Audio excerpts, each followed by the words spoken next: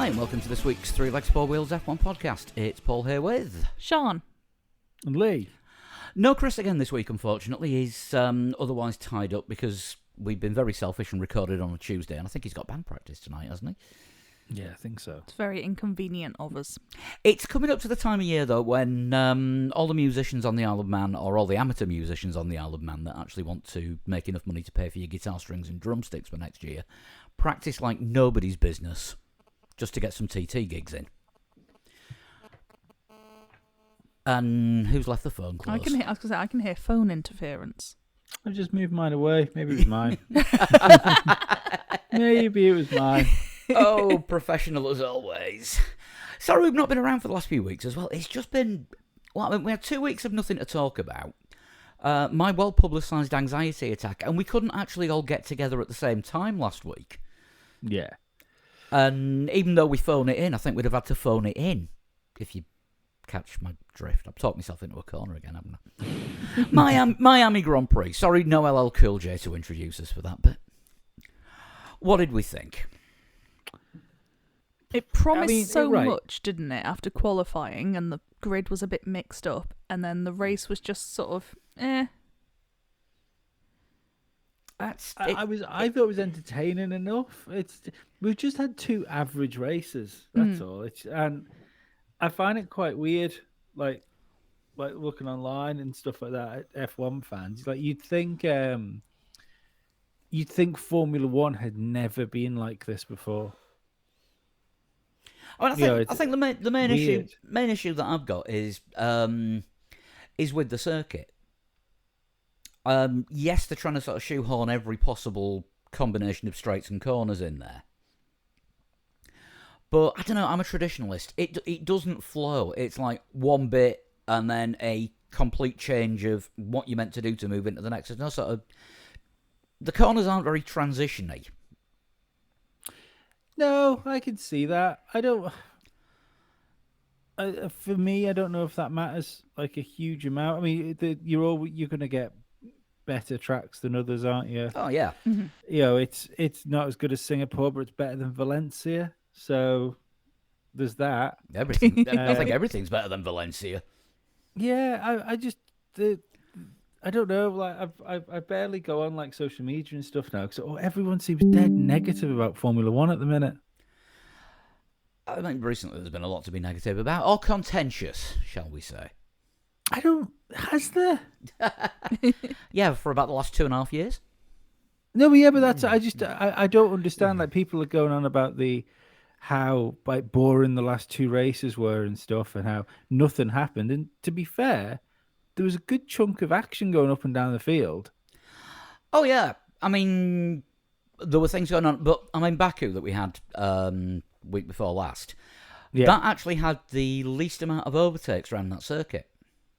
Yeah, but I think even that, I thought... You're always going to get a couple of duff races a year, aren't you? You're always going to get a couple where just, for whatever reason, sod all happens.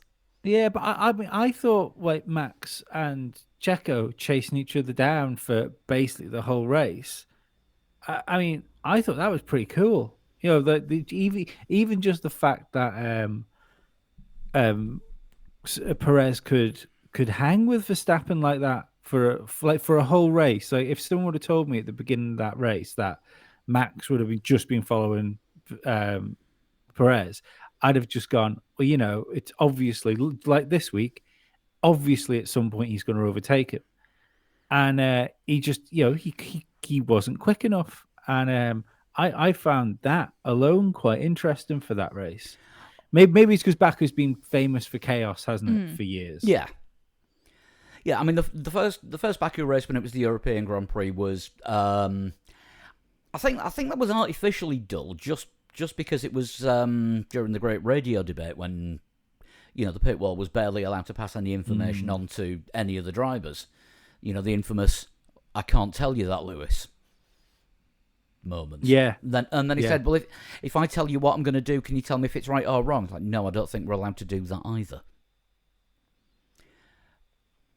And unfortunately, Formula One cars these days, it takes more than one person to operate. all right, you have your driver, but you also have everyone on the engineering side of things and on the pit wall calculating what to do and then passing that on for the ideal strategy. Yeah. Unless you're Alfa Romeo. Sorry, Aston Martin. Unless you're Aston Martin. Because then you've got two people in a car and one person in one car telling the team what to tell the other person in the other car because he can do it better. Yeah, it's a bit wild, that, isn't it? It doesn't just show you the how little of a threat Alonso thinks of Stroll. Yeah, and the name is there somewhere. He's possibly also remembering who pays his bills these days. I did think that maybe this is it might actually be a masterstroke of Alonso. That we know that there is like quite famously, Daddy Stroll can be a bit difficult to get on with at times. When there's a Y in the day or there's a number in the hour. Yeah, one of those days. So yeah, maybe it's a bit of genius from Nando just to be Big Brother Alonso for a while. Mm. Yeah, when things inevitably turn to crap, he can say, "Well, look what I tried to help with." Maybe, yeah, maybe. I mean, I'm not saying that every team that Alonso has been with, things have turned to. Oh, hang on, I am. There's usually a drama at some point. Yeah. Yeah, maybe. which he wasn't part of and had nothing to do with at the time. To be fair, though, the teams that he supposedly had the drama with, he's been back to before. I'm just waiting for his fourth stint at whatever Enstone's going to be called when they pull out and rejoin. I still think Ferrari. I mean, Ferrari would have still been Ferrarying themselves, but I still think Ferrari made a mistake not taking Alonso back. Yeah, but could you imagine the current Ferrari with Alonso there? Oh, it'd be carnage. Fuck no, no. I mean, if it was Alonso alongside Sainz, you would have two drivers with a better idea of strategy than either side of the garage. And that would just cause an implosion. What I would argue is that Alonso would have won that World Championship that Leclerc bottled. Vettel let go begging. Yeah, I mean, Alonso seems to handle the pressure a lot better than most other drivers. Mainly because he's just got a habit of walking away and watching the explosions go off behind him, like the Joker did. I think we'll know how well he can handle that handle pressure still if he gets in contention to win a race, because there's going to be such a feeling of desperation for him to win if there's the opportunity of it. He seems a lot more relaxed these days than he's ever done before all the way through his career. I mean, did you see when one of the Red Bull drivers, I didn't actually see who was giving the interview, but Nando just walked up behind them and saw some flowers, so started sniffing them. It was Max. It was behind was Max. Was it Max? That. I was that distracted by Alonso doing Parc Fermé gardening that I didn't actually notice who was being interviewed. I just saw Red Bull. Yeah, I think there's the he's definitely got the energy of the elder statesman at the minute, doesn't he? Especially when you've got he's there at that sort of the ripe age that he's at, and there's like proper kids there. Like there's a multiple time world champion there, which I think's younger than he was when he started racing in Formula One. It's fucking weird. Shall we go through the teams? Yes. And see what we thought.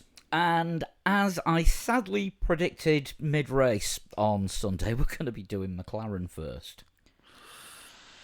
Yeah, it just didn't happen. Did you predict that McLaren were going to be like like rubbish. Or like mid-race after they'd already qualified badly and cocked up their strategy. Right, It was okay. not the boldest of It wasn't the boldest predictions. prediction. It was in the chat that you're part of, and you replied to the message saying, "Oh God, it looks that way, doesn't it?"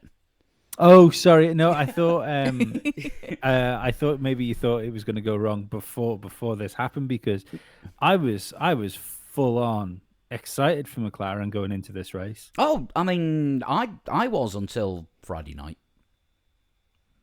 Yeah, And it just went downhill from there. I mean, obviously, it wasn't qualifying wasn't brilliant. Lando didn't have the best start with De Vries locking up and going into the back of him. Mm-hmm. They took a massive gamble on strategy, which I think was the only thing they could do based on where they qualified, by starting on the soft tyres. For both cars, though, I mean, I know we've always said if you split strategy, it means you've always got it wrong at least once. But when you're so far out of position, putting both of them on the softs was, cocking it up for both of them, really. Yeah, I mean, if things had worked out differently and we'd have got a safety car, we'd have been saying, that was a genius move. Yep. But it's a big if. But they just didn't have the pace anyway, did they? That was the thing. No, there was absolutely nothing there. I mean, what was it? They were losing 13 kilometers an hour on the straight without even taking DRS into account. Yeah. Yeah, that's not good.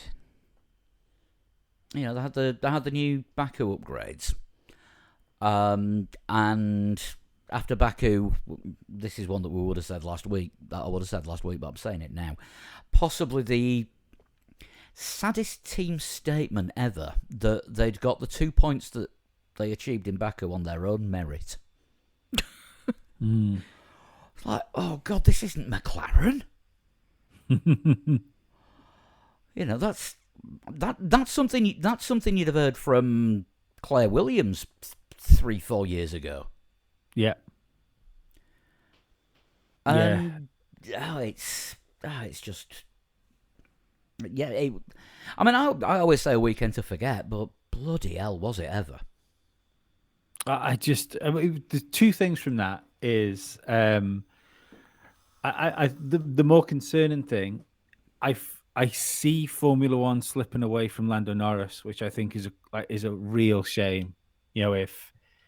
If he ends up in that position, we've seen so many drivers like Nick Heidfeld, for instance. I know Lando's had his podium, but not Nick Heidfeld. Sorry, Nico Hülkenberg. Nico Hülkenberg, yeah. Formula One looks so bright for them for a minute. Daniel Ricciardo, I suppose, could absolutely fill this role too. Stoffel, yeah. The options dry up for them. A couple of bad decisions are made, and then that's it. It's a one-way road to like 6 seasons at Haas before you leave Formula One.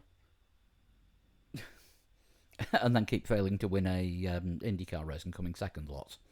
Yeah. I mean, even Marcus Ericsson's managed to win. Grosjean, what is up with you? I know. The other thing I'm wondering is how long McLaren can continue this downward trajectory. Or I shouldn't say downward trajectory. It's more like a cardiac arrest complete trajectory, isn't it? Yeah. With before Zach Brown is brought into question. I mean, it's like one step forward and somebody drops a piano on them. Would Zach Brown be the fall guy at this point, or would it be Andrea Stella? Well, that's the thing, because McLaren in other areas are succeeding at things, and Zach Brown's CEO of McLaren as a group. Not just the racing side, the manufacturing side. So that he's been shrewd. He's moved himself away from directly being in control of McLaren F1. And he's kind of, but it does look like him, because where McLaren are doing well is spec series. They're doing well in IndyCar, where you don't have to build your car. They're doing well in, they're doing well in Formula E. I suppose nobody really knows. Watched it this weekend, couldn't tell you. Yeah, I'm gonna say they're probably doing okay at Formula E. Probably. And they participate in Extreme E, but again, Nobody I'd knows. sort of forgotten that was a series. Yeah. I watched the first Extreme E race, and as far as I'm concerned, the drivers just carry on. They just drove off into the dust and then refuel, and then they just carry on, and they're on like a permanent gunball rally. oh, they get to go on a ship in between races. Yeah, it's more of a quest than a race. But that's the thing, though. If McLaren perform in those other series, then that's something that Zach Brown can go back to the board and say, well, look. Yeah, but if they're not building the car, McLaren's not doing well. Their drivers and operating teams are doing well. Mm. So it's not necessarily stuff that's going right at the technology center. So he'll end up throwing technical director under the bus. Maybe, yeah. He's a good salesman. When you look at where that McLaren was, in the Honda days, where I absolutely remember the broken sort of red lines they had on it, and no advertising. Mm. Yeah, So now he's got some done logos on well. it now. Oh, as you said about that particular car when we were at the technology centre, it's not with the cars in the rest of the place. It's got its own naughty step. Yeah. Oh. Yeah, I just don't know what's going to happen to it. It had a Honda logo on, and it was definitely not a good advert for Honda. No, it wasn't. No. Well, apart from the GP2 side of things. Yeah, I bet that was one of those times that Honda were looking into whether they could revert that logo back to Braun. It was that bad. It was almost another Tag Heuer engine. So I mean, yeah, we might see different things from McLaren in a week and a bit's time when we get to Imola, because it's been saying this for 8 bloody years. It might suit the car. Yeah, it wanna does feel like we've been saying that for a million years. I want to say Lando has done quite well at Imola, hasn't he, the last 2 times?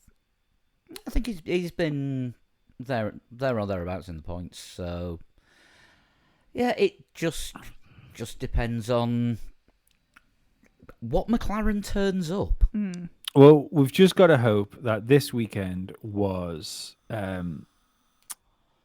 this was track specific. Yeah, That's what we've got to hope for, that the temperatures didn't work or whatever it was kind of made the upgrades and moves forward that they had kind of null and void. Yeah. I mean, I think one thing that definitely didn't suit them was getting heat into the tyres, and they were suffering more than other teams, and a lot of other teams were complaining about it, just because of a couple of things that nobody was expecting, because the circuit was resurfaced not so long back by Tilke Corp. Mm-hmm. And there wasn't a great deal of support series running, and then it didn't matter anyway come Sunday because of the absolute torrential downpour on Saturday night, and the track was completely green, and there was some of the oils from the resurfacing seeping through, so grip was down to begin with. Mm. And that's my one bit of technical knowledge for today. Williams next.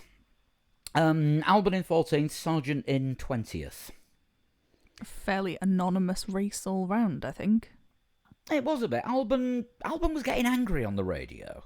He wasn't happy with was he being asked to push after his pit stop, and he was like, well, if I push, my tyres are going to go off. Yeah. And then they did. Who'd have thought? Yeah. The one person that's getting the biggest amount of feedback from the tyres knows when they're going to go, and they go. What do we think about Sargent so far? Because he came in with a lot of expectations, and I think he's doing all right. He just seems to need a little bit more time to get used to things. I didn't actually know that was his first race in the US. Mm-hmm. Because I think he had Weekend. come to Europe quite young to pursue the racing. But yeah, so there will have been a lot of attention on him this weekend, which probably was a bit much. Yeah, I don't think he's had any huge disasters yet. I think he needs a good result, I think, just to sort of quiet a few like, "Ooh, what the heck's this?" type comments. But yeah, he's not a disaster, but he's maybe just not quite there. Yeah, I just get the feeling it's one of these. Maybe it's a year too soon for him.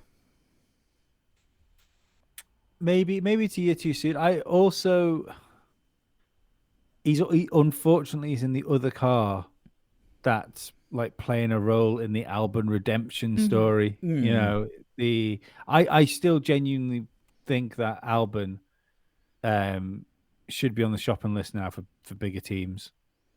Oh, I think what he's achieved last year, and he's looks to be on course to achieve this year. It can't be any other way. He was so close in qualifying to having both of the Mercedes out in Q2. He was, I think, 0.06 behind Russell.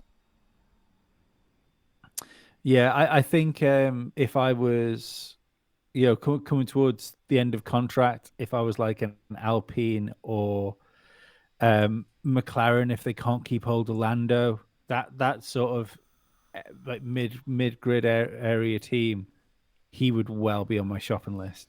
We're only 2 months off silly season. We can start making This predictions is true. soon. Yeah, in fact, I would replace both Ocon and Gasly with him. You've only got one Albon. Nope.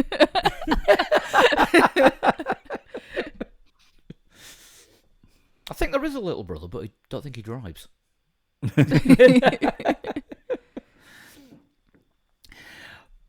Just waiting for Williams now to get the race pace into more consistent, because we've seen, the one lap pace is now very much there, and it has been since George was in the car. With the when he acquired the Mr. Saturday name, and which I think he still deserves. Actually, that was a cracker this weekend. It was his qualifying. But I think Williams' race pace, it's just a bit inconsistent at times. I think that's the last step of their development that they need for the full, okay, we're back and competitive again. Yeah. I think that's one thing we can like properly tip the hat to the new rules. I know Red Bull have come along and probably mostly Adrian Newey, and have kind of messed up the squishing the pack together. But we don't have a back marker anymore. No. I don't think that's when people are looking at Red Bull ahead of everyone going, "Oh, I thought the rules were supposed to fix this." I don't think they're like praising the rules for what they've done. It wasn't so long ago where whichever the back marker team happened to be, we were looking at like, well, what point of the first 10 laps are they going to get lapped? Yeah. And you don't see that. You don't see that at all now. No. I mean, everyone's saying, it's there's too much of a gap between the front and the back, and it's not really brought them closer together. I keep seeing this repeated tweet. People keep retweeting it, and I really should do the same, from who else but Sean Kelly. And it was about 1988, where there was one race, the first non-McLaren was third on the grid, and it was 3.8 seconds off pole. Well, there's a good one I thought the other day when I was speaking to somebody, and I reckon. Don't come at me with this, because I haven't thought about it. Atmos C audio. I just want to point that out. Atmos C audio. What was Alonso? Was Alonso like 20 seconds off Perez? About by the that, end of the race? yeah. Yeah. So let's roughly say the Aston Martin is about half a second slower than the Red Bull per lap. I think that's fair. It's probably a little bit less than that. Let's not forget that Lewis 26 seconds over 57 laps, so less than half a second. Yeah. So remember that British Grand Prix where Lewis Hamilton won it even though he had 3 wheels for half a lap. Uh-huh. Now that's dominance. Yeah. And that's the people seem to think that people are acting, and I think this is half Mercedes' fault actually. Both, not just Lewis, but both drivers and Toto Wolff, because they've given a large portion of the Formula One fandom the impression that a car this dominant has never been seen before in the history of motorsport. And it just seems a bit of a shame, because it's half a second surely for, I know it's not it's not ideal, but for the big teams, especially like if Ferrari and Mercedes could get themselves in line, that's doable. Yeah. In updates. Maybe not for Ferrari. Yeah. No. They'd go backwards, wouldn't they? All of the numbers in the aero would say this is worth 2.5 seconds, and they'd be 7/10 back off they were. Yeah. Yeah, well, you need to get half a second a lap. So they'll drive a bit slower, so they add half a second to the lap. And this is in a race as well where we didn't have any safety cars or VSCs or any sort of significant yellow flag periods. So the field wasn't slowed at any point. That's full race speed. That's pretty wild, isn't it? The fact that we haven't had these cars have had so much sort of surface aero stripped off them, and the whole idea was to create cars that were more a bit tail happy and more difficult to drive. And then you come to a circuit like Miami and you don't see a safety car. Which I mean, Leclerc had some fairly wild excursions pre-race, but yeah, he didn't do his bit though, did he, in the race? did you see the back end of the Haas going all over the place? I think it was on turn 11, just about every other lap. I remember one of the drivers on each lap just about had to do a sort of quick rescue move because the back end was doing something completely different to the front. I remember Magnussen, I think it was, in Baku, being about 6.5 inches away from ripping the back axle off his car into turn 1. That was a pretty spectacular collection of the beer. Yeah, I think in Miami, I think it was Hulkenberg in qualifying had one where I think he did an extra sort of 30% on the corner. As I say when I'm doing sim racing, I enjoyed taking that corner that much. I didn't want to stop. Carried on for a bit. Yeah. And in some races, decided to do it again. What's up next? AlphaTauri. Right, Tsunoda is the new Gutierrez. Yes. He now has more 11th places. Yes. He's not doing bad, is he, this year, I mean, considering where that car is? He seems to be just comfortably ahead of De Vries, which we were not expecting. De Vries is turning into his own worst enemy. Yeah. Turns out De Vries is rubbish. He came in for one race, he looked great, and we thought, oh, well, this is... Is this again because we were comparing him to Latifi? Is that the mistake we made? I think we were comparing him to Latifi because he did score points, didn't he, in that race. Was it Imola? Was it? I think it might have been Monza. I can't remember. I feel like it was Italy. Yeah, it was Monza. Yeah. It was late on in the season. Yeah. He's it kind of shows why he was never actually snapped up by a Formula One team in the first place right now, doesn't it? I mean, he's not really getting on with the car. He's slow. He's crashy. I mean, locking up going into turn 1. I mean, that could be down to getting a better start than the guy in front of you, and the guy in front of you being slower than you thought at that one particular point. No, I think he got a slow start, left a gap, which Lando then pulled into, and I think he got a bit unsighted by that. At which point Lando then regrets pulling into said gap. Yeah. I would have done if I'd got an AlphaTauri up the back end. But yeah, he just doesn't seem to be. Yeah, maybe they should employ him on a race-to-race contract, and then if he's only got one shot, he's just going to do it every time. I don't know if you want to give Helmut Marko that kind of idea. Well, the thing is, you give Helmut Marko the idea of one shot, and it's going to be one round in the chamber per driver. Sonoda is going to be over the moon, isn't he? Yeah, from the guy that last year said, I was surprised they re-signed me. Mm-hmm. To Now he's looking like a safe bet.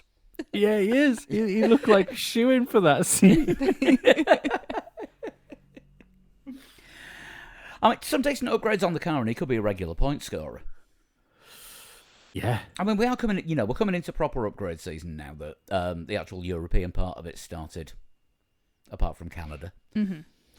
And if the team can sort of continue to build on what they've got at the minute, because as Tsunoda's proved, that car isn't terrible. There's obviously some potential in there, and if they can build on that, I think we'll be seeing Tsunoda score quite a few more points, and it won't be a surprise if he's there next year, alongside. I mean, they've got 5 in F2, so take your pick. Yeah. I think Dennis Hauger is looking like the flavour at the moment, but that can change from week to week. So we'll probably see one of those in the other AlphaTauri. Did you guys hear Herta see the tweet he put out? No. Because the I'm just thinking of this with AlphaTauri drivers. The what's his name? Brad Pitt. They ran the extra team, didn't they? Yeah. For the filming of the movie, and he tweeted a picture of Brad Pitt saying, "Amazing! Brad Pitt got a super license before I am. Things to make you feel good." Oh dear. Yeah, so apparently it's not going to be an extra F1 car that's racing. It's going to be a Formula 2 car made up to look like an F1 car, but they're going to have a garage there, so it looks realistic. Yeah. I don't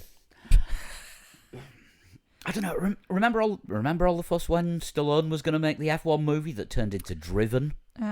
Yeah, I don't hate it. I don't like as Buxton pointed out that allowing essentially actors onto a grid with a car is how they made Grand Prix. Yeah, I guess. Yeah. Yeah, so I don't necessarily hate it. It'll probably be a shit film. There are very few good sports films. We've had this debate before. It is limited. Yeah, I think it's solely it's so unrealistic that I think just because of the sport. If it was IndyCar, maybe it'd be slightly different because their drivers tend to get a bit older. If it was NASCAR, it'd be totally believable. But I just don't really buy Brad Pitt as a Formula One driver already. Alonso's pushing it, but Brad Pitt's pushing 60 nearly. I think he is 60, isn't he? Oh, is he? Oh, I thought think he was late 50s. There's a lot of googling going on. Yeah. I'd believe it. I believe it. Brad Pitt in 59. Fight Club days. 59. Oh, he's 60. He is 60 this year. Hashtag Pitt superfan C pushing 60. Yeah, Brad Pitt in Fight Club days, but we don't talk about that. No, don't talk about that. What was I going to say? I mean, there's been 2 good Formula One movies. Rush and Grand Prix. Yeah. Isn't Ford Ferrari supposed to be good? I haven't seen it. Yeah, but that's about Le Mans. That's not about F1. Oh, is it? Oh, yeah, of course. Yeah. Because I think over here it was called Le Mans 66. And yes. In the US it was called Ford versus Ferrari. Yes. Yeah. I think they wanted to call it. They couldn't call it Le Mans 66 over there just because for some reason people might mispronounce Le Mans as something like Le Mans. Me. Le Mans. But it's Le Mans with a double N. Yeah. But yeah, I mean, there's been 2 good Formula One movies. Let's quit at that and don't make a third. Oh no, I'm interested. I'm interested in it. It's got it's got the budget and the backing. So if it isn't good, then there's something weird going on. I do find it like, are they going to include like current drivers in it? It looks like it, yeah. I mean, they did that I think they did that for the most part in Grand Prix, but I mean, I think they're going to include the current team. So I mean, it could be Drive to Survive the drama. Yeah, kind of feels that way. I mean, maybe it's because there's such little drama going on in Formula One. You go, how are you going to turn this into a film? But I don't know. Oh well, we digress. You speak to Netflix. That's a fucking shout, really, isn't it? You get Netflix to edit it, and you're in. Yeah. Right, I was trying to avoid doing this. Perennial participators, Alfa Romeo next. God, they are. That car could be white, blue, and gold again this season. I can tell you precisely nothing about Guan Yu Zhou's weekend.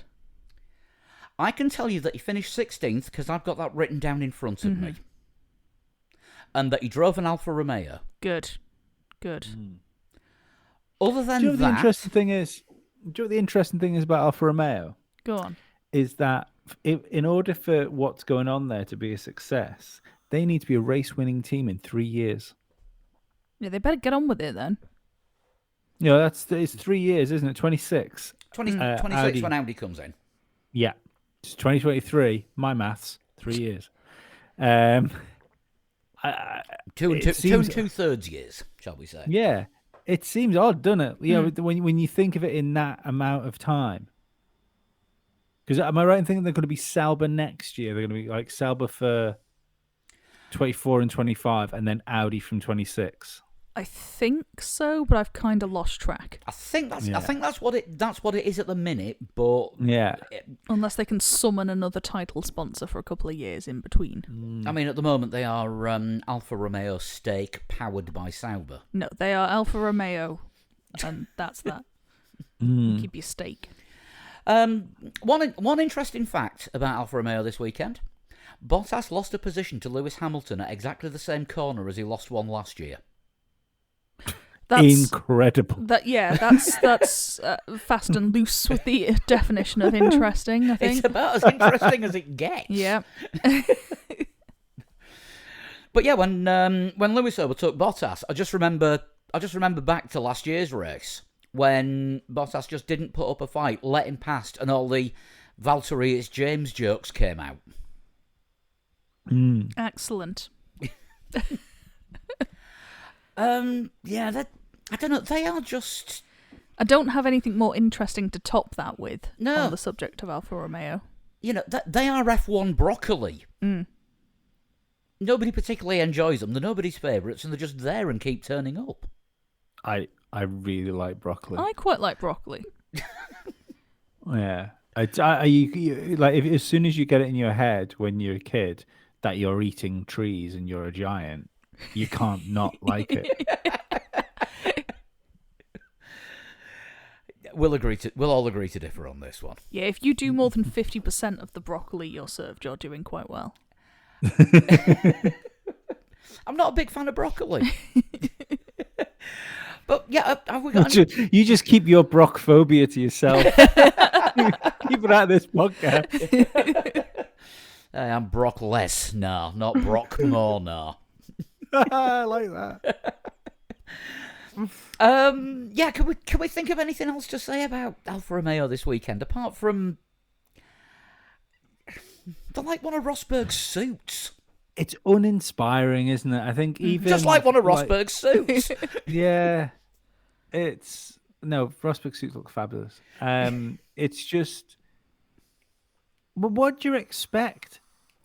It's kind of like the you've got Bottas in a team, which, for all intents and purposes, the guy grew a mustache to make himself interesting, and a mullet. Don't forget the mullet.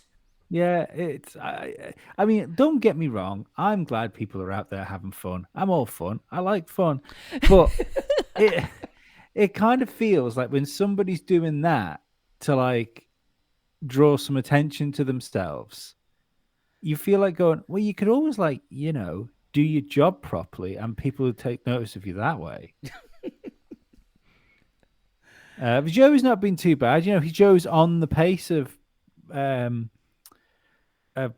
now, but again, if you've got somebody that's on the pace of Bottas in a Alfa Romeo, you're not going to come home from the season dripping in podiums, are you? For any catfish aficionados here, we're looking at hottest guy in Maine territory. Yes. And if you haven't seen that episode, go find it. But they're like the boring version of Alpine. Like there's Alpine go racing and everything falls apart for them. Mm-hmm. And it's like, well, no wonder you employed Ocon and Gasly. This is the thing. There's at least a chance with Alpine of some sort of internal drama. Oh yeah, no, you that's what I mean. You might get drama for them from them. That's what I mean. They're like the entertaining version, whereas the Alfa Romeo are just the boring version. Just like, what's going to happen? Absolutely nothing. Yeah, nothing. What filling do you want in your jacket potato? Mash. Yeah. Oh yeah, it's. Do you reckon? I know it's too late to be talking silly season stuff. They're too early, really. But we haven't done a show for a couple of weeks. Do you reckon both of them are going to be in a team next year? If we're going to start doing this push forward towards Audi. I think Joe will be. Yeah. I think there's a good chance. There's a good chance of him keeping his seat. Bottas. Would you not want to keep Bottas as like the development guy though? Like, has he achieved enough in his time there to warrant keeping him on and the money that they're paying him when they've got Théo Pourchaire? He's crashy though, isn't he? I think you need somebody else though. I think you need the and I don't get me wrong, it turned out to be the long game, but you need the button to BAR Honda like move as far as Audi's concerned. I think, like I say, if they're going to be a race winning team in 3 years' time, they want to essentially get the person they think's going to be their main driver in that car within the next season, 2 seasons. Which, if the internet is to be believed, Carlos Sainz is the preferred choice. How are they? Really? How are they attracting him from Ferrari to Alfa? A large amount of money. Not being Ferrari. Yes. But this is the issue because they're so non-entity-ish. Actually, Audi's not though, is it? Audi isn't, no. But yeah, for the next couple of years, if you go there, you are probably going to be making up the numbers a bit. And if you're currently in a car that's doing something, it's not going to be a sort of a tempting option. I think, for it to be perfectly honest, of any of the people in a top team, it would make more sense for Sainz. Because Ferrari don't seem to be able to get themselves together, and Charles Leclerc is comfortably putting him away. It's unless Charles Leclerc does something stupid, which happens, he just doesn't have the pace. I think to live with Sainz Charles. Is still ahead in the championship, though. Oh yeah, no. Look, Charles Leclerc will do Charles Leclerc things. Don't get me wrong, but as a driver, if you're in that team. Even with the issues that Charles has for like crashing now and again, likes the walls, and someone says like, "There's a tenner over there, go put it on which driver you'll think will win a world championship for you." You're not putting on Carlos Sainz. Not at the moment, no. But would you put it on a Ferrari driver anyway? Given nope, no. Given Ferrari. I still stand by Charles Leclerc will never be Formula One world champion. I say he'll never be world champion in a Ferrari. I just think he is going to be. Formula One's going to be one of those things that gets away from him. Like we see it with drivers. We talked about before about Lando. I think he will, unless he lands a Brawn or something where he is it like clearly ahead of everybody else, I just don't. I think he'll crack too much. Like, can you imagine the championship you would have had between, like Lewis Hamilton and Charles Leclerc, or Charles Leclerc and Max Verstappen? It would have been over by the summer break. I think a lot of the problems that he's had lately, I mean, we'll talk about this more when we get to Ferrari, because there was a few things that got said on TV this weekend about him. But I think a lot of it does come down to the car, and it's not actually a very good car. But we'll look at that in a minute, because we've got Haas next. But he's got form, though. That's the thing. He's always done this. Mm-hmm. He's always crashed. He's always... Remember, I am stupid. Yep. I mean, he's guilty of pushing too hard. Yes. I mean, we saw that. Do you want to know the other qualifying weird this thing week. about Charles Leclerc? Mm. How he still feels like a rookie. He still feels like a new driver, and he's been around for ages. I mean, he is mistake prone. But again, I think that's just pushing too hard, and he just doesn't seem to be able to handle you the should pressure. have progressed beyond that by now. Yeah, they are rookie mistakes. Anyway, Coup- Haas. Couples with 15 kids are mistake prone. I think there's something else for him. Haas. One thing I'm looking forward to this week is bought Gunter Steiner's book, Yes. but I bought the audio version with him reading. I can't think with of him anything reading it. fucking worse. I can't think of anything worse. You're not a Gunter fan, are you? No, I like Gunter. Don't get me wrong, but when his book came out, why has he got a book? Like, what's it called? Like Mediocrity, the guide. Survive to Drive. The so how how to the idiot's guide to keeping a job, maybe. Harsh. We'll do the review once we've had a proper listen, Yes. complete with swears. I mean, I would imagine it will be sweary. yeah, I'm hoping it is. Right, Haas, K-Mag in 10th and Hulk in 15th. I'd have thought that they'd have been a bit closer together, because they both seem sort of fairly similar paced. But I mean, K-Mag had a damn good run. Yeah, K-Mag got lucky in qualifying when the red flag came out. He just happened to be a little bit further up the road than you probably would have expected. So he was starting in a good position. But yeah, Hulkenberg never really sort of came to life during the race. Yeah, I mean, started 12th and technically lost less places than his teammate. But yeah, he was struggling with grip a lot of the time. You didn't get the radio, but you did see a lot of replays of him getting a bit slidey. And there really didn't seem to be a lot that he was capable of doing. Whereas Magnussen, on the other hand, yeah, I thought 7th or 8th would have been. Yeah, I think with Hulkenberg as well, he tried to do sort of the Verstappen, didn't he? He went long on the hards. And was probably hoping for a safety car to do his change, and it just didn't come. Yeah, I'm struggling to find things to say about Haas. Yeah, I mean, yeah, K-Mag stopped on lap 14. I think he was apart from Logan Sargent changing his front wing, he was the first scheduled pit stop for a medium driver. And there were some others that went considerably further. So I think, what was it? Joe did 31 laps on the mediums. Sorry, 26. 26. So, yeah, it could be a strategy thing. But the tyres were hard to gauge. But again, that just comes down to the weather and what state the track was in. Although to be honest, I've seen tweets saying Max could have caught and passed Checo on Inters. Where are we next? Alpine. Right, okay. Positives. They didn't drive into each other. Yes.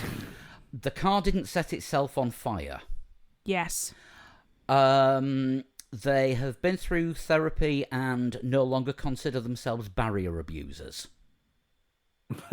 Okay, if you say so. I'm done. Anybody else got anything? Not really. No one got in their way while they were trying to do a pit stop.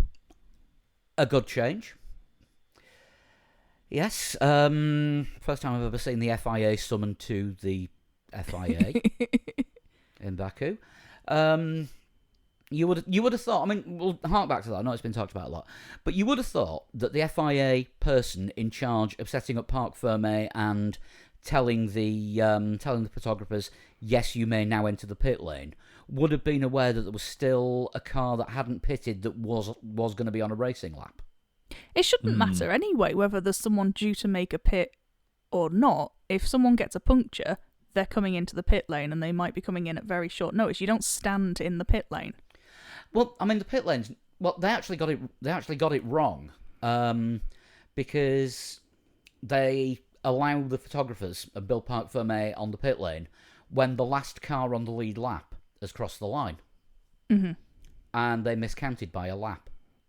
Yeah, that's also not great. But yeah, you would never be stood in a pit lane not paying attention to what's going on around you anyway. That's really not a good idea. I mean, when you're told it's safe, Yeah. you tend to believe. Can we believe the FIA on anything though? No, not when there's an active race going on. You should not. Yeah, no, you need to be paying attention. Yeah, I think they're going to be changing the procedures now, and it's going to be no entering the pit lane until everybody's crossed the line. But I mean, great, isn't it? The biggest thing to talk about from Alpine this weekend is something that happened last weekend. Yeah, when you put it like that. Yeah, it wasn't. They didn't particularly do anything good, and didn't particularly do anything bad, from what I seem to remember. You know, slept since then, so. Yeah, just they were there. God, there's a lot of participation awards this week. Apparently, there was quite the interview, wasn't there, with the boss? The French interview he did. He was unhappy. Yes. Yes, he did go off on one, didn't he? See if I can find some quotes, because what was it? Something like things need to change and quick. Yeah, it's.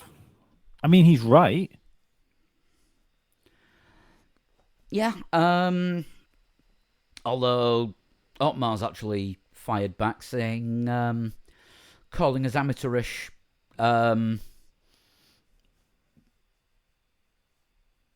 It's it's not made any pressure for us to do better, but I think he did call them a bunch of amateurs at one point. the boss, not Otmar. Was it Laurent Rossi? Yes. Yes, Rossi said he wasn't impressed with the 3 penalties Ocon got in Bahrain and everything that went wrong in Baku. There was a lot of amateurishness, which led to a result that wasn't right. You've got to, if Otmar's sort of firing back at that, is this Otmar like is he going to get turfed out again? Yeah, you don't want to go picking a fight with the boss, really, do you? Not really. Yeah, the thing is though, it's the Enstone team. Are they going to pull out again? Also an option. Very well could do. You know, every time something. Actually, no, it's not every time something goes well for Renault. It's every time something goes well or goes badly, or goes. You know, it's raining. Right, we're pulling out of F1. Congratulations, you've won everything. We're pulling out. Well, you know something's gone wrong when you essentially force Alonso's hand into making a good choice. you've done something wrong. Well, if they're being accused of being amateurish now, what was the whole contract debacle last season? Just in general with Alonso and Piastri. Yeah. Maybe there's a lot more going on behind the scenes than we know, and it is a complete and utter carnage situation. It could be. It seems when you think about how Alpine sort of they rebranded the team, and there was that real sort of push about them. They came out quick, but a bit fragile. And even Alonso was happy at the idea of being like quick but fragile because it's at least they were fast and he wasn't in a McLaren. But you talk about something that's stalled. Yeah, I'd have never had them. It's, when you look at them last year, and it's similar to what McLaren's done, I'd have never had them falling back to where they were. To what are they, about fifth best team now, sixth? Yeah, it sort of varies race to race, doesn't it? Yeah. Yeah, I mean they pulled themselves up to fourth last year, but currently they are sixth. And that's after a kind of okay-ish weekend. And to be honest, they're not all that far ahead of Haas. Mm-hmm. So, in fact, were they behind 22? No, they have been in front of Haas all season, but they're not. There's only 6 points between them. Mm. And the level on points with McLaren, but McLaren have had a better result. Yeah, that midfield is looking disappointing because it's teams that should be. It's teams that should be at the top of it, all fighting for scraps. I think Aston Martin's really thrown the spanner in the works. Yeah, I think one of the reasons they've thrown a spanner in the works is because they don't appear to be going anywhere either. And I was saying to my dad when we were watching that race how in pretty short order, it's not just like Alonso doing well. That whole team feels like a proper Formula One team now. It's not done that since Jordan, really. No, you're probably right. Yeah. And I'd say it's surpassed Jordan in like the idea of serious contendership. I would be something else. Not surprised is the wrong word because I wouldn't be surprised by it, but I could see next year Aston Martin challenging like the top teams. It would be a welcome surprise, but not like a surprise completely out of the blue. I'd have never felt that about Jordan back in the day. I know that they had like a half shout, didn't they, one year for a championship with Frentzen, but you never felt like next year is the year for Jordan. Yeah, I mean that year with Frentzen, it was like, oh yeah, they've definitely peaked now, and they had. Yeah. I mean, it took them long enough to get the first win. Yeah. And all right, they haven't won as Aston Martin yet. The last win was as a Racing Point. Mm. But you've got to think it's coming soon, and I think it's not going to be a rarity. It's not going to be a one-off. And I mean, you're saying they'll be challenging the top teams. The second in the Constructors' Championship. Well, yeah, I mean, technically they're the closest challenge Red Bull have right now. So yeah, you could say they're already challenging the top teams, I suppose. Yeah, they are. I mean, if you look at it, the second in the Constructors' Championship, and Alonso is third in the Drivers' Championship. Yeah. No, it's a much more fair thing to say, to be perfectly honest, that they are challenging now than not. Definitely. So yeah, there is. They are definitely there. I mean, we'll do the race more in a bit. Ferrari next, right? So Leclerc, brings out a lot of red flags. Yeah, messy in practice and in qualifying. Yeah, was it red flagged FP2 and then qualifying as well? Yes, yeah, the FP2 one, but very similar right towards the end of the session. There was a bit of a hoo-ha with that, actually, because they sent them back out having not repaired the barrier, which was fun. Oh. With about 3 minutes to go. And yeah, in quali, just kind of ruined it for everyone, really, didn't he? I only got to see I only got to half watch FP2 because I was doing a gig at the time. But thank you to the wonderful staff at Quids Inn. They put practice on for me on a screen that was actually facing the stage, so I could watch bits of it while we were playing. And I may have changed the lyrics to one of the songs that we did to "Can I Play with Madness?" Leclerc's "Put It in the Wall." We didn't have a crowd there, no bugger noticed. Yeah, it's like I said earlier, he's not good with the pressure, and like you said, Lee, he's making rookie mistakes. Yeah. And then on the other side of the garage, Sainz really, he's had 2 weekends of just, I don't know, 90% of what he should be capable of.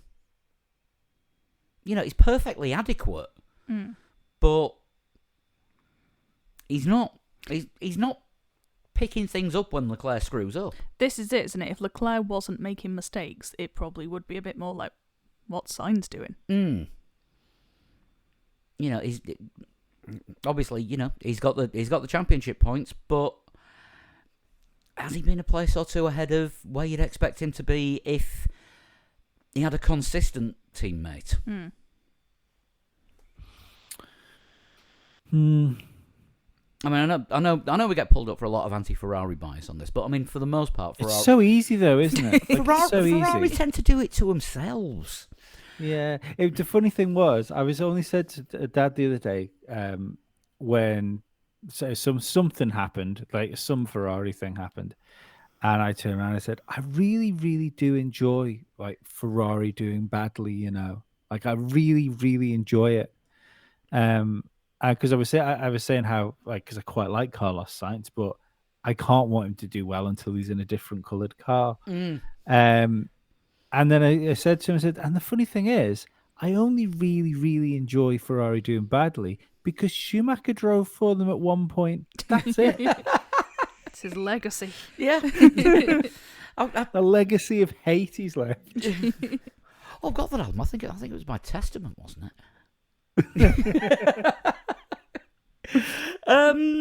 Yeah, I mean, on our Discord, where there's always sort of chat going on during the races and during the week as well, we've actually got a Rockstars and Wankers suggestion channel. And I got asked to pin the message in the channel as Ferrari being wankers for insert this week's reason.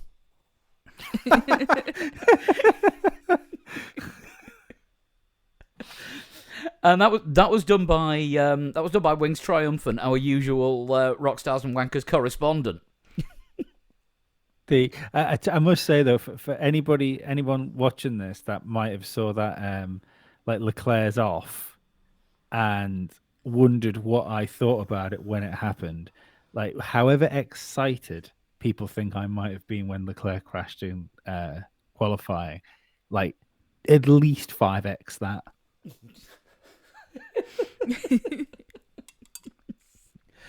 Yeah, I didn't get to see qualifying until sort of early hours of Sunday morning. I've managed to avoid most of the spoilers. I've heard that the grid was a little bit messed up, and then I saw it and it was just like, oh God, Lee's going to have a field day.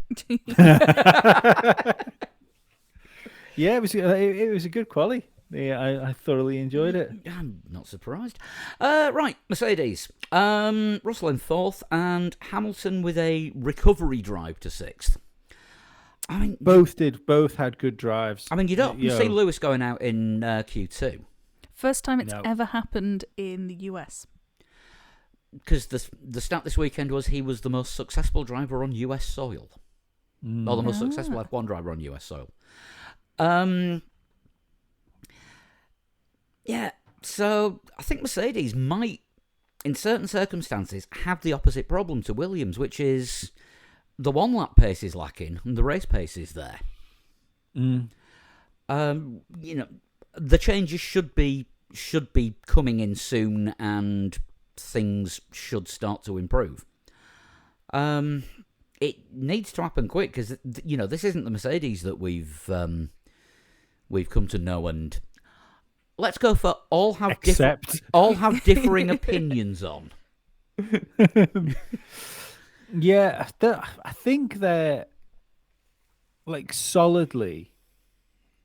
Maybe not solidly. Solidly sounds like it's a definite, but all things being equal, they're third best team, aren't they? Yeah.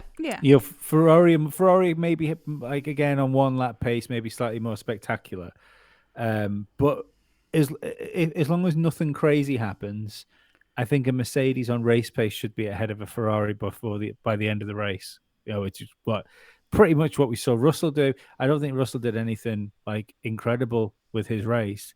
He just drove that car reasonably well in clean air when he had it, and naturally that car got him to where it should be. Yeah, because I mean, that it was the third fastest car. Yeah.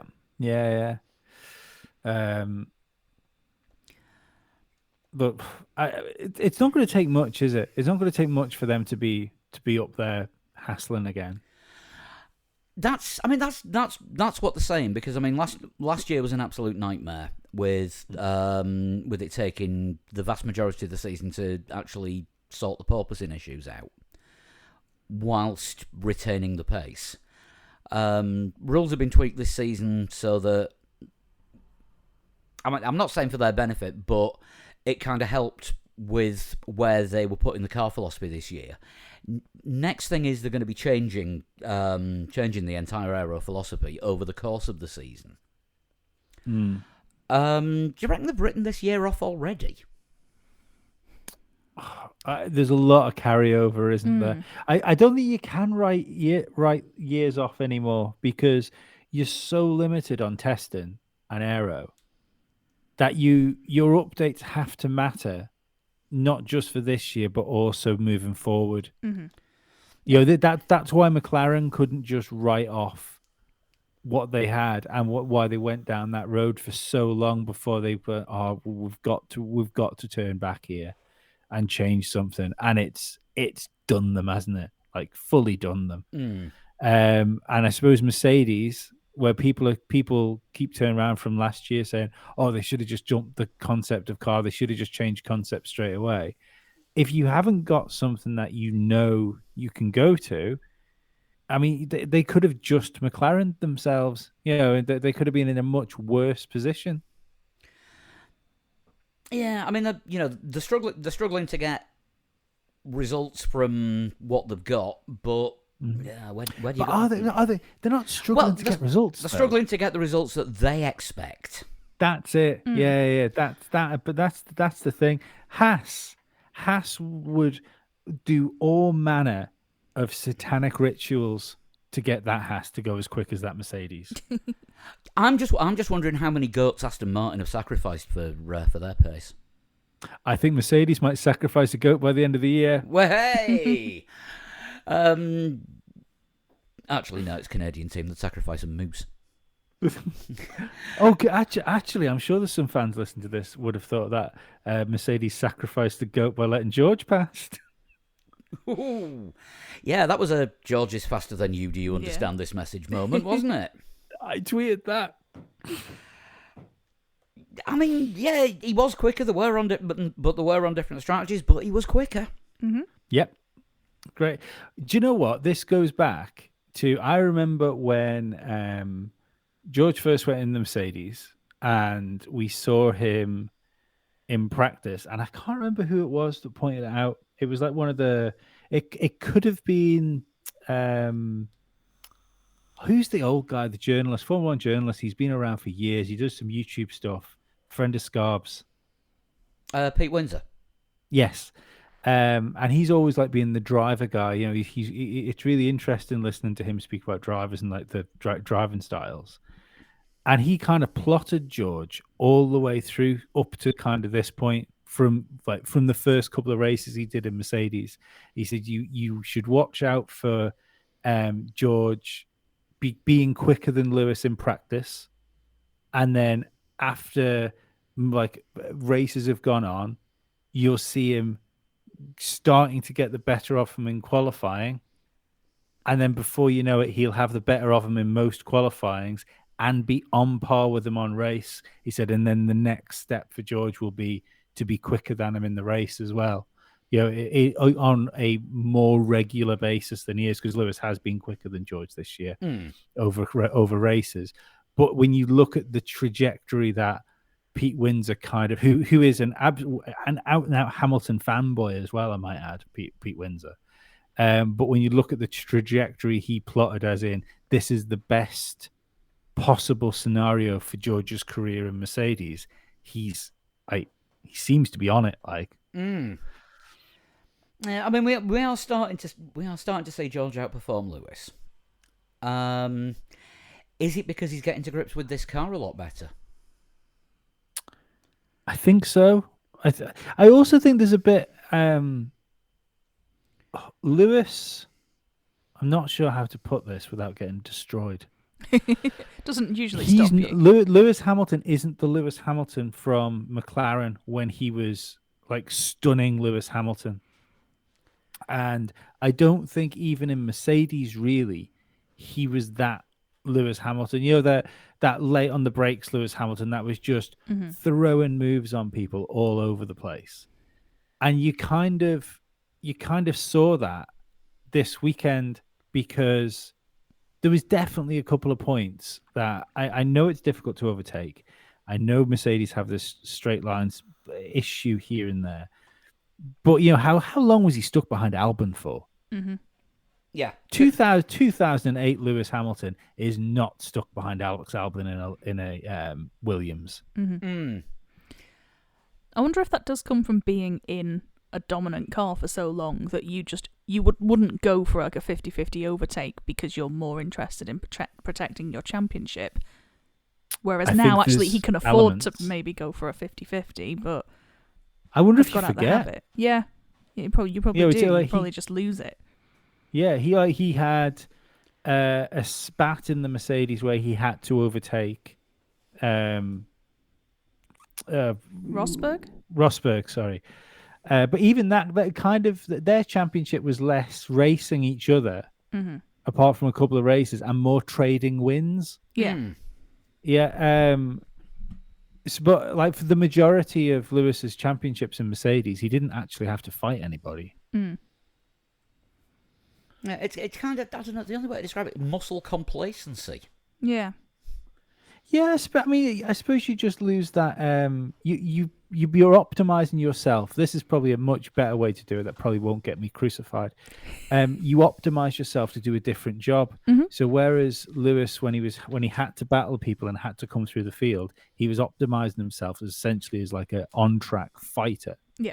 To get ahead of people. Whereas when you've got a dominant car, your braking in your mindset goes into, how can I get this car essentially unimpeded as fast around this circuit as humanly possible? I mean, how many times in the year that Verstappen got his first championship did they come together?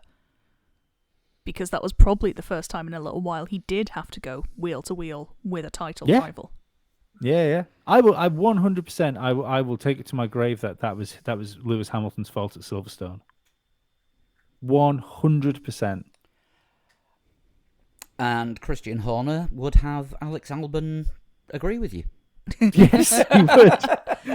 in a needlessly theatrical style. Right, Aston Martin. Once again, second on our list. Another podium for Alonso in third. Lance Stroll in 12th. But he got some time on the big screens, didn't he? Because Alonso got to watch him. He did. It was Sam van der Brink messaged me during the race saying, is Alonso doing Stroll's race engineer as a side hustle? Maybe. Yeah, I mean that. We said it earlier, but that's twice in 2 races now where Alonso's given the team advice to give to Stroll. Yeah. Was it advice this time, or was it just a compliment? There's always a message in everything Alonso says. He's that kind of person. Yeah. It does feel like Alonso quote of the weekend needs to be a new section of the podcast. Yeah, we'll look out for those a bit more, because I don't think that's going to be the last time he's advising Stroll on what to do, or mentioning what Stroll's done. I think, as Lee mentioned earlier, though, I think it's quite easy to do that when he's many places behind you. Yeah. If Stroll and him were more on pace, it not only would Alonso not be helping Stroll with his brake bias, he'd be speaking to his race engineer in Spanish. And not even just Spanish, like specifically from like the smallest region where they have a slightly different dialect. I mean, there was a little bit of shade thrown towards his teammate. Oh, that's what I took it as when he said he had a lonely race. I don't know if that's shade. I don't know. Maybe that's just an accurate description of his race. Maybe the identical car should have been somewhere with him keeping in company. Maybe, but yeah, I don't think it was probably meant like that. Yeah, I like I said, there's always something underlying with Alonso. He is Captain Subtext. But I mean, what you can't take away from him is he is quick again. He's a regular on the podium. I don't think he's ever not been quick, Oh, he's in a quick car and he's getting the best out of it. Mm-hmm. Yeah, I think. If anything, I think it's the sadness of Alonso. It's just there's. I still believe. Oh God, do I have to drag out the sad Alonso music again? Yeah. I still believe he is the greatest driver of all time. I think he is the best. It might not be the same on score charts and stuff like that, but just for raw talent, and even if he doesn't tick a 10 in any particular box, he's like 9.5 in every single one. But it just goes to show like it's not just, it doesn't just matter what you do on track. It's about how you handle yourself off track, how you handle yourself within teams. It's ridiculous that you have somebody that has, I don't know how many wins and podiums he has, but we know he's got 2 world championships, and you can still consider him unlucky. Oh yeah, that's a 2-time world champion that's unlucky. Yeah, what was it? 17 more points, and he'd have been a 5-time world champion or something. Yeah, I mean that's just wild. How at that point does he not at least have 3? Let's just split the difference and just give him 1 extra. I mean, if he hadn't spent all the 2008 season fighting with Lewis. Still, again, I blame Ron Dennis more for that. Ron Dennis didn't realize what he had in Lewis Hamilton, and as soon as it was apparent, he did not want Alonso to win that championship. No, I think Dennis did know what he had there with Hamilton. He grew him in a test tube. Yeah, I don't think he understood what he had from day one, and I still not used that line in years. But I don't believe even like I don't believe Lewis Hamilton in his rookie season beats Alonso or matches Alonso without internal help. It was a particularly messy year off track for him, wasn't it? Oh God, yeah. I think which Alonso had nothing to do with and was no part of. Of course, yes. No, but I think you can track that moment as like the beginning of the destruction of McLaren. I know they would win the championship the following year, but it was from that moment where Ron Dennis's management was kind of called into question with the whole Spygate thing, and which would lead to Whitmarsh and everything else that just fell apart around it. And I think you can look at Alonso going to McLaren in that Alonso Hamilton year, although spectacular to watch, and we got a star in Lewis Hamilton that will forever be connected to McLaren because of his first World Championship. It probably would have been wise for McLaren not to have done that move. It's Lewis Hamilton for McLaren isn't worth the team falling apart for that one World Championship if they could have just, I don't know, maybe took Alonso and took fucking Kimi on just to keep him company for a few years. It's one of those what ifs, isn't it? Yeah. Yeah. Maybe there's a world where McLaren is still the top team with Red Bulls plastered on the side of it. And talking of which, another dominant performance by the team with Red Bull plastered on the side of it. Felt for Checo. Apparently, he was trying to save his tyres a little bit too much early on, which is what left him open to being overtaken by Max at the end. But Max was putting in fastest laps on, was it 30-lap-old hards at one point? Yeah, I think that's it. I think Max just made that tyre work a lot better. Yeah, I mean, he was the last one to pit. Mm-hmm. And that was absolutely stunning. Mm-hmm. And just wrung everything out of that car. And of course, the bad news for everyone else is that Adrian Newey's just signed a contract extension. Yes. Hopefully in pencil, because everything Adrian Newey does has to be in pencil. I think he still refuses to use like digital, like design stuff, doesn't he? Everything is drawn. Yeah. With a pencil. Yep. The car is completely and utterly hand drawn and always has been. And then if you send him messages around the factory, it's done with like pen and ink with a quill. Yeah, sent down those tube things. I was going to say, I really hope they've got them pneumatic tubes. But yeah, I mean, I don't think there is actually anything that Red Bull got wrong this weekend. Yeah, I mean, Max had one scruffy lap in qualifying, and it cost him a few places on the grid. Yeah, I mean, you expect the occasional push too hard on the first run anyway. Mm-hmm. Mm. And I think the worst thing that happened was a 9th place start. I can't believe he won that race like that. Yeah, when you think of all the overtaking and stuff like that he had to do to get up there, you would have at least thought he'd have got up to second, but by that time the gap would have been too big to get to catch Checo. I think particularly when you see how Leclerc, having started 2 places ahead, struggled to get anywhere. In fact, didn't get anywhere. I'm gonna sneeze. No, I'm not. Bless you. He lost a second on. He lost a second on him as well because Perez's pit stop was 2.1 and his was like 3.2 or something like that. So he even lost like a whole second to Perez in the pits. That didn't matter. Just everything seemed to suit him, and God did it work.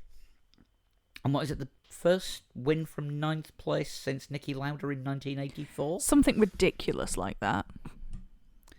I mean, if we're having debates on the greatest drivers of all time, then obviously Lauda's got to be up there. Yeah. Well, I mean, that absolutely. But greatest comeback. That guy should have never driven again, let alone been successful. But yeah, I mean, what can you say about Red Bull apart from how early are they going to have both championships wrapped up? Oh, ridiculously. Yeah, I'm still holding. I'm holding the dream. Yeah. Right. And I know it's not going to happen, but the dream is Aston Martin have got like a chunk more development time because of last year. Red Bull are slightly hampered on development time because of like quiche ordering. I'm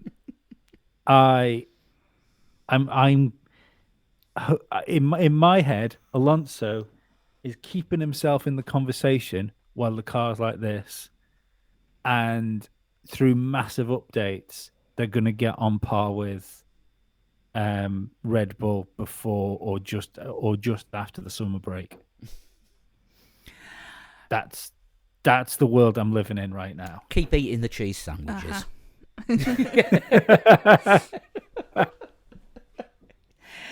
Right. Rock stars and wankers. Opened it up on Twitter this weekend. Had quite a few nominations. How many for Jackie Stewart? All of them. All of them, yes. All of them. Right. What happened with Jackie Stewart? So, Brundle was doing his grid walk.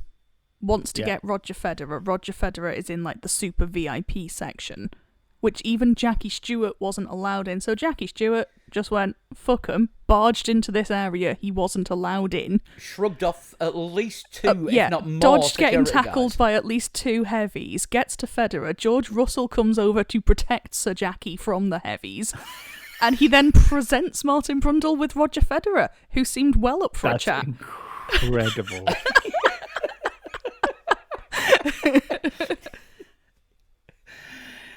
That's ace. I don't know what my favourite part about that is. I don't know whether my favourite part is Jackie Stewart's barging his way in. The fact he wasn't even allowed in there in the first place, or Yep. the fact that George Russell had to come to his aid. It was one of the more bizarre moments of Brundle's grid walk in the history of Brundle's grid walk, but thoroughly And enjoyable. that's a catalogue. Yeah. I mean, And he delivered. yeah. He brought Federer over. Brundle, in the meantime, while all this is going on, is counting down how long he's got left before they have to cut away because he's got a director shouting in his ear. And as soon as, Who he promptly ignored. yeah, and as soon as you see Jackie Stewart walking over with Roger Federer, he gives up on the countdown. I think the director was probably committed into a secure institution for the temporarily bewildered, and made the commercial break late because of the interview. No, I think it was they Was were it? cutting to the LL Cool J thing. So I think we, on Sky, missed like the first 20 seconds of the orchestra. Right, I think. and apparently so did Roger Federer. Yes. We didn't really bring that up, did we? The thing we talked about it off. Well, it's gonna come up in the Rock Stars and Wankers. That's it now. Now, the opinion on it wasn't great from people that were watching it on TV. But Lee, you pointed out before we started taping tonight that they hadn't mic'd the crowd up, so that's why it sounded flat. Yep. I think if you pump the crowd sound through to the television, that's a completely different moment. Yeah, I think it needed it because when they did it a few years ago with Michael Buffer, yeah, it was cheesy as hell. But it was big drama and Yeah. lots of whooping and yeah. Yeah, whereas with this one, it was LL Cool J shouting things out and no reaction. I think the orchestra was the bad move in that. With Will.i.am conducting it. I think he was miming the conducting Uh-huh. because it wasn't auto-tuned. Do you know what? If they want to do something like that, I think I've got the perfect thing for them to do. Have a Does race it involve fire? Have a race in Las Vegas on a Saturday night and really go to Oh, hang on. Nope. We just get a drone because we do everything with drones now. Pump the Formula One music around the circuit dead loud, and have it set like a new sort of grid formation rule. So when the cars go onto the grid, the cars have to be there. You know, like when we usually do the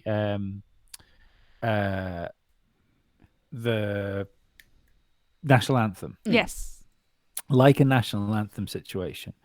So, but instead of that, it stated that car and driver must be with car alone X amount of minutes before the race starts. Enough time that you can do this little procedure, then they can get belted into the car and start the cars and everything's fine. And then you just have like the rundown of the grid we have usually. A commentator will do it with like an on-screen graphic. Mm-hmm. Do that in real time. So you have like a drone slowly going down the grid with the drivers stood next to the cars, helmet under arm, and then whoever the whoever we decide to do it, get somebody with a good voice to do it, and they can do a rundown of the starting grid. I mean, something like That's that. interesting, Something like yeah, that would yeah. look pretty cool. The problem is, though, the teams would complain because, Tire blankets. yeah, they want to be. Well, they're not a thing from next Well, year, this either. is true. But they want to be doing the last minute stuff on the car right up to. They'd have to clear off, then come back and Yeah. get the driver in and plug him in. Yeah, and but whatnot. that's what they did with the driver thing this weekend, though, didn't they? Yeah, but the teams were still And they doing. wouldn't have to clear an orchestra. The teams were still doing things yeah, on the they were cars still all on the time. grid. Yeah. Oh, yeah. But the. Yeah. I don't know. It's a I good. think It's a good the- idea in principle. Yeah, there are but some wrinkles to be ironed out, you but I could do like it it in early. principle. Yeah, you could do it earlier. Specify that the cars have to be on the grid slightly earlier to do it. Then, and then do it before, straight after the national anthem. Something like that would work. I think that would be. It would be in fitting with the sport, and I think that's the big thing. The that other I thing think is, though, you'd get the drone fans- shot of the drivers in the cars, yes, but you'd have all the external cooling devices stuck to the cars because if you don't have them when the car's about to be fired up, the car will die. Yeah, I think that's fine. You know, because Spice it up a No, bit. no, I don't mean the car. I think even the cooling devices and stuff Yeah. on the cars, because essentially, like the car, it doesn't have to be a display. The cars are ready to race. You know, we're ready to go racing, so it doesn't matter if they're like prepared. I mean, to be perfectly honest, even if you did what I'm saying with the teams working on the cars, that could still be quite cool. Mm. Do you know what the big problem is? And this would be the worst part, and this would actually be the part Formula One, or at least the management would have the issue with. They'd have to tell the celebrities to clear off quicker. Yes. Yeah. That would be the worst thing. The worst possible thing is that they have to clear away people that don't enjoy it anyway. Yeah, but the American races are particularly celebrity heavy. Shout out to your man from TikTok, though. I love that. You know, you guy that got famous for doing the like the TikToks of somebody doing something simple like open a bottle, and then he just open a bottle. No. Oh, his TikTok is a black guy. His TikTok is massive. Like I can't remember his name. There'll be people that know who he is. He's always one of the celebrities that someone cuts to, and the commentators don't know who he is. I think I'm in that group But- as well. But like since he took off on TikTok, he's been to about 8 Grand Prix, maybe more. He's been at least spotted at 8 Grand Prix. I love the fact that somebody has and he's never really like a big deal with like brands or anything like that. I love the fact that somebody must have been into Formula One, has gone super famous like through something viral, and they've just gone, I'm going to use my newfound power to get me to as many VIP areas in Formula One as I can possibly do. I love it. It's exactly what I'd do. You need to find your thing. I mean, all the thing with Salt Bay at the World Cup. You know, so what's he famous for? Bouncing salt off his elbow onto a gold-plated steak. I don't I'm think they're all trying. gold I'm plated. trying. Aliens are going to get me there. Right. Okay. So other rock stars and wankers. Ferrari, honestly, just wankers. Thank you, Niska. Yeah, probably. Massive Ferrari fan as well. and She's said that. She's a Ferrari fan as well, isn't she? Yeah. Oh, thoughts and prayers. Jem says, definite wanker to the guy running across the pit lane when Lando came in for his stop. Got to admit, I didn't see that. I didn't notice No, that. that escaped me as well. I love it. That was the other thing Ferrari tried to Ferrari as well. Even after Leclerc had smashed it into the wall, Ferrari tried to Ferrari the Porsche Super Cups. Did Did they? you see that? I did not. Because some absolute mad lad went and recovered Leclerc's car during the Porsche Super Cup race. Oh, Oh, fantastic. what? Yeah, there's videos of the Porsche of Leclerc's Ferrari on the back of a truck with Porsche supercars on the track as well. That's not good because they're it's been- crashy. It seems to have been kept awfully quiet. Yeah. Bloody hell. Yeah, I have not seen that one, but yeah, that sounds like a nightmare. Other suggestions that we've got. I'm going through the tweets here before I do the list we got sent. Alonso, for obvious reasons. Can you name any other sports stars who are still as good as they were 20 years ago? Just goat, all round goat material. Max, I don't like him, but what a drive. That was as good a recovery as Lewis has ever done. Yeah. Jackie Stewart. Yeah. Jackie Stewart, yeah. I mean, everyone's saying Jackie Stewart. Rockstar, the nap I took between laps 20 and 30, and also the NASCAR race at Kansas. There was a good fight at the end of it. There was a fight, wasn't there? Wanker, Zach Brown. Was he even there? Yes, he was. Okay. Yes, he was. I That's mean, from Rob Hart. like, I'll allow it, but like, I wouldn't mind some context. Yeah, just generally or for a specific purpose. Yeah, no, he's just put Wanker, Zach Brown. Okay. Dr. Ashley says Wanker, Nick for running into the back of Lando, also McLaren for that shitbox combined with shit strategy. Okay. I mean, yeah. Yeah, Wanker VIP security guard. Yes. What else we got? From Wings, we've got Leclerc for giving us that interesting grid shake-up. That was from the Irish Canuck originally. Max, I suppose, for a commanding drive on hard, setting fast lap after fast lap, made it look easy. Hamilton for a good comeback. And definitely Jackie Stewart. By everyone. Wankers, Miami circuit for being just as boring as last year. Don't think it being boring was a random fluke. I don't see. This is the thing. I don't think it was boring. I'm must be only in my in isolation here. But there was still we just said somebody else who just chimed in said it was one of Lewis Hamilton's best recovery drives of all time. How can you have simultaneously a boring race and then have someone else think that a five-time world champion, not 5-time, how many times? 7 times. Was he not 7. saying it was Verstappen's recovery drive though? No, we had a Verstappen and a Hamilton recovery. Okay, my bad. Yeah. How can you have that and be a boring race at the same time? I'm really confused at why people thought it was a boring race. Really confused. I think what he's getting at is the circuit is boring. But does that matter if it's not a bad race? Valencia looked like it could be a good circuit, but the races were crap. Yeah, it just seems. I don't know. I can't help feel that there's unnecessary, Formula One marred at the minute. The rest of the wankers that we've got are Rain for not showing up. That's a shame. A bit of rain towards the end of that race would have been spectacular. Would have spiced it up just nicely. Yeah. Leclerc for crashing out again. So Leclerc is a rock star and also a wanker for the crash. I think he was a rock star on Sunday and a wanker on Friday and Saturday. Oh, I thought he was something. I thought he was a rock star for shaking up the grid. Oh, hang on. Yeah, but that was by somebody else. Yeah.